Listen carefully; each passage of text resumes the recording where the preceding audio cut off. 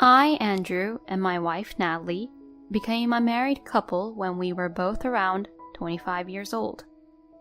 We were classmates at the same university. After 6 years of dating, since we were 19 years old, our long-awaited marriage finally came to fruition. I love you, Natalie. I love you too, Andrew. Even when we become grandparents, let's always stay close together and get along. Let's be best friends forever. During the early days of our marriage, it felt like we were living out scenes from a typical cheesy couple's playbook, having those kind of silly conversations almost every night. Just a year after we got married, we were overjoyed to welcome a beautiful baby girl into our lives. Our married life was truly smooth sailing, filled with happiness and harmony. Our daughter grew up so quickly and flourished, and before we knew it, she was ready to enter college. Our daughter's pursuit of higher education led her to start living independently, allowing us to resume a married life without children at home. Due to our age, our intimate moments became quite infrequent. However, I continue to love my wife just as I did at the beginning of our marriage. I had thought that Natalie would continue to be by my side, unchanged, just like before, until we become grandparents. But the reality is, I heard Miss Miller's husband has been promoted to department head. Oh, really? I can't help but feel a bit envious of Miss Miller. It must be nice for her. And then there's my husband. Despite being 45, he's still stuck as a section chief.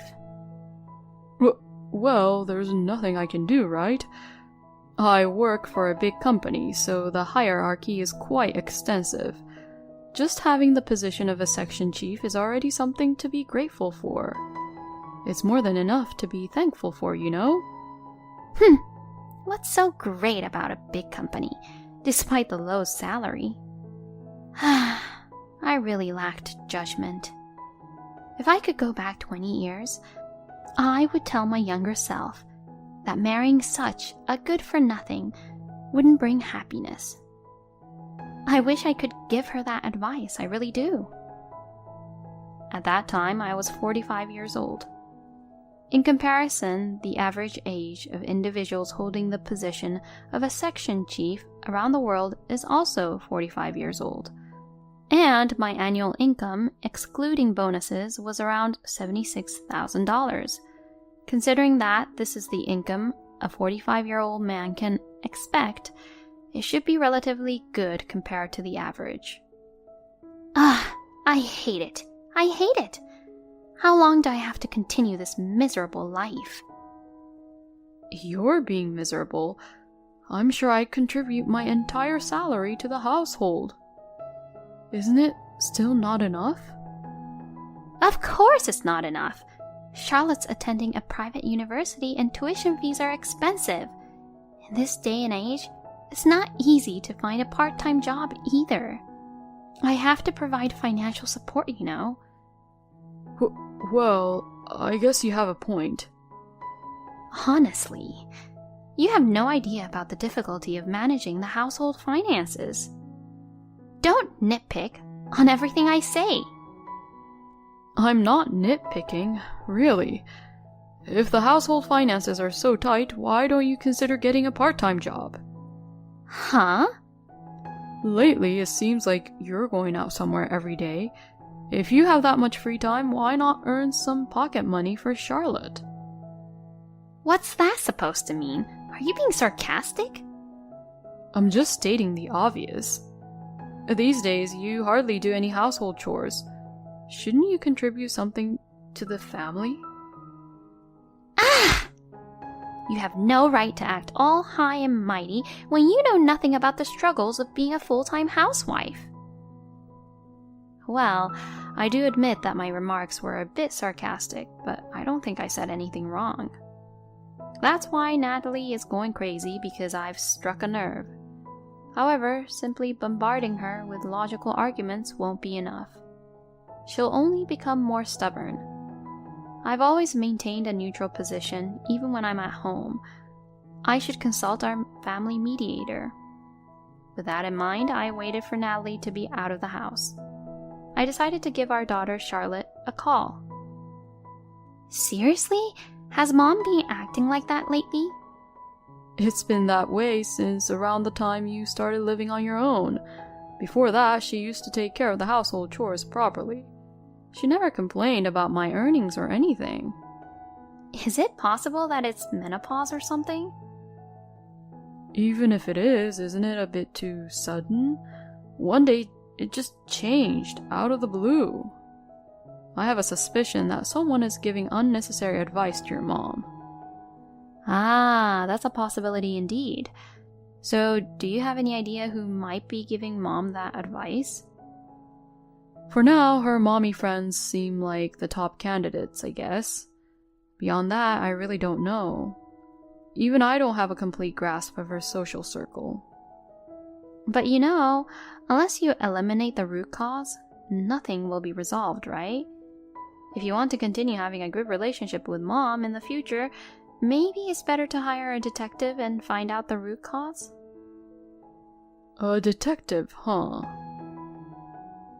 Taking the advice of Charlotte, our only daughter, and the family mediator, I decided to uncover the cause behind Natalie's sudden transformation. I decided to hire a detective to investigate Natalie's personal life. Since marrying Natalie, I have been receiving a monthly allowance of $220, but I don't drink or smoke. I had enough savings to afford hiring a detective. Then, on a Saturday, about 2 weeks after hiring the detective, I visited the detective's office in the morning to hear the results of the investigation on Natalie. Have you finished investigating my wife's social circle? Yes, but the reason I called you here today is it's a separate matter. Separate matter? It's difficult for me to say, but it seems that your wife is involved in an extramarital affair with another man. What? An affair? Are you sure it's not a mistake? No. It seems to be an undeniable fact. Our staff was conducting surveillance on your wife recently, and they obtained this conclusive evidence of the affair in the form of these photos. What? What on earth is this? The head of the detective agency took out a plain photograph from a brown A4 envelope. It was an unremarkable photo at first glance. But what was astonishing was the subject and content captured in that photo. There was my wife, Natalie, with a young man from nowhere. The image showed them going inside together. It seems that this man is like your wife's parasite. A parasite? You mean a man who relies on a woman for financial support and can't stand on his own? Excuse me? Yes, that's the parasite. According to the detective, wherever those two go, Natalie would handle all the expenses. Apparently, she even gave the man an allowance when they parted ways. There is a significantly high possibility that the man is an unemployed parasite. In other words, I can't believe that scumbag was leeching off her. So that means your salary is low, right, Dad? All the complaints and arguments were because... I guess she spent too much on that guy and it caused financial difficulties. As a result, she demanded even more from me. What? Are you kidding me, that old bat? That's why I wanted to talk to you. Can you listen to me? Sure, what is it? Well, you see... Gosh. Oh, I see. Okay, fine. What? Are you sure? I thought you might not be too keen on it at your age. Well, when I meet up with my boyfriend, I can just go to his place. I was starting to feel a bit homesick myself, so it works out. It's just the right timing, I guess. What? Boyfriend? I kind of ended up knowing things I didn't want to know. Anyway, now we have the prep work to hunt down Natalie done. It's going to be a while before we can actually put the plan into action. Even though I've been quietly working behind the scenes, Natalie has completely turned into a woman who no longer pays any attention to our family. It's unlikely that she will even realize what I'm up to. It's been about 3 weeks since I started laying the groundwork for my plan to take revenge upon Natalie. I can't stand it.